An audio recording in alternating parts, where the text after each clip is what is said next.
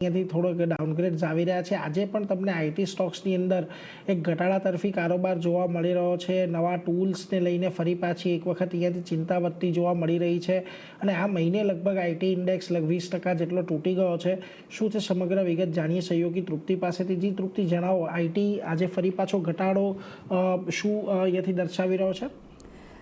નીરજ, અગર હું આઈટી ઇન્ડેક્સની જો વાત કરું તો સૌથી વધુ અગર માર્કેટમાં પ્રેશર આપનારું અગર ઇન્ડેક્સ છે તો આઈટી ઇન્ડેક્સ છે। 2026 શરૂઆતના 2 જ મહિનામાં આપણે આઈટી ઇન્ડેક્સમાં ખૂબ જ ખરાબ પ્રદર્શન જોયું છે। એક મહિનામાં લગભગ અગર ઇન્ડેક્સની વાત કરશું તો તે 20% તૂટી ચૂક્યો છે। અને અગર જો ઇન્ટ્રાડેની હું જો વાત કરું છું તો 2008 બાદ લગભગ 2008માં 21% આ ઇન્ડેક્સ તૂટ્યો હતો। તેવી સેમ સિચ્યુએશન આપણને આ 2026માં આપણને એક મહિનામાં જોવા મળી રહી છે। ઓવરઓલ એનું મુખ્ય કારણ એ પણ હતું કે યુએસની જે કંપની આઈબીએમમાં ગઈકાલે આપણે જોયું કે ઇન્ટ્રાડેમાં લગભગ આપણને 13% કાઉન્ટર તૂટી ચૂક્યો હતો, જેને કારણે કરીને યુએસ માર્કેટમાં પણ એક સારું પ્રેશર જોવા મળ્યું હતું। તેનો પણ એક સીધો ઇમ્પેક્ટ જે છે અહીંયા આપણને ભારતીય કંપનીઓ પર પણ જોવા મળી રહ્યો છે। ડેફિનેટલી અહીંયા એમ કહી શકાય કે એઆઈ વર્સિસ ટ્રેડિશનલ જે કોડિંગ છે તેની અહીંયા એક આખી એક પૂરી એક રમત જે છે આપણને જોવા મળી રહી છે। ઓવરઓલ અહીંયા એક સિટીનો એક રિસર્ચ રિપોર્ટ જોવા મળ્યો છે, જેમાં 2028 ગ્લોબલ ઇન્ટેલિજન્સ ક્રાઇસિસ રિપોર્ટ તેમને જાહેર કર્યો છે। તેમાં એમનું કહેવું છે કે 2028-27માં ટીસીએસ, વિપ્રો, ઇન્ફોસિસ જેવી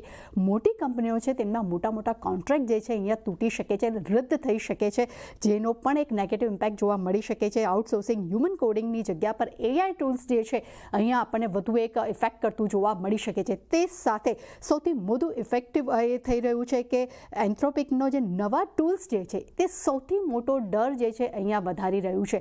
એનું મેઇન કારણ એ છે કે આ જે ટૂલ્સ જે છે તે એઆઈ ટૂલ્સ તે ક્લાઉડ કોડને અહીંયા તોડી રહ્યા છે। એટલે એમ કહી શકાય કે જે ક્લાઉડ કોડ છે તેને વધુ ઝડપથી અપગ્રેડ જે તે એઆઈ ટૂલ્સ કરી રહ્યા છે। ખાસ કરીને અગર જો આપણે અત્યારની અગર જો વાત કરશું તો સીઓબીએલ જે ખાસ કરીને જો કોડ જે છે તેને અત્યારે પણ ઓટોમેટ તરીકે અહીંયા કામ કરી રહ્યા છે, પણ જે નવા ટૂલ્સ છે તે આને ઝડપથી અહીંયા તોડીને તેને એક ઝડપથી તેને અપગ્રેડ કરી શકે છે।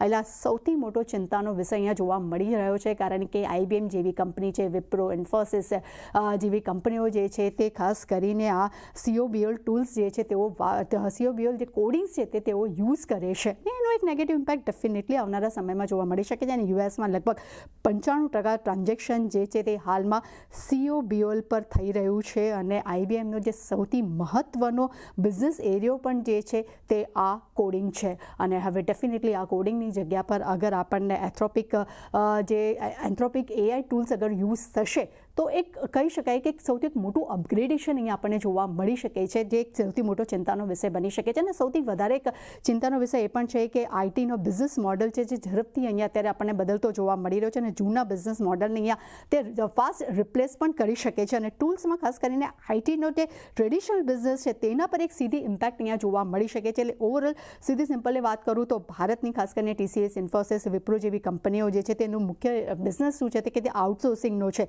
પરંતુ હવે આ આઉટસોર્સિંગની જગ્યા પર હવે જેનેટિક એઆઈનો મોડલ્સ જે છે તે સૌથી મોટું અહીંયા રિસ્ક ફેક્ટર અહીંયા બનતું જોવા મળી રહ્યું છે। એટલે ડેફિનેટલી ક્યાંક ને ક્યાંક એઆઈ વર્સિસ ટ્રેડિશનલ જે કોડિંગ છે એ અહીંયા એક અત્યારે આપણને એક ભયંકર એક કહી શકાય ચિંતાનો વિષય બનતો જોવા મળી રહ્યો છે। જી આભાર।